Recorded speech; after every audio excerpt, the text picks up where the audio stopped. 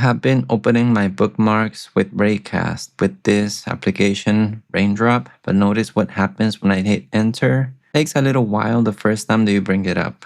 Let me search for something here. It takes a few seconds, then it shows up and I can go there. But the way that I do it now is with the kitty floating window. Let me bring it up real quick. Let me type Twitter real quick and it's way faster. Why? Because the bookmarks are local. It's just a file on my computer pretty much. This Raindrop thing is cool. It's just a cloud service. I can have all my bookmarks there. I can open them in multiple computers. I can open them on my phone, but I think I prefer speed over convenience at this time. How did I set this up? Let me switch to my .files here real quick. I'm going to open bookmarks. Here's the file where I store the bookmarks in this TSV format.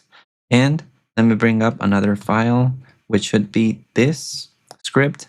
You will be able to find it in my .files. You just copy and paste it in your config. Of course, read it and understand it before you do that. Then you can open your kitty configuration file. Mine is shown here. Here I have my different quick access terminal keymaps. Let me create another one. This one is just going to be with the letter Q here. I also need to point to that script here. So that should be this one right here. Going to accept that. I'm also going to change the instance group here. I'm going to set it to bookmarks. Just a different name pretty much. Now I can execute this with kitty mod A and then typing the letter Q. I don't know what this is. Let's look for it.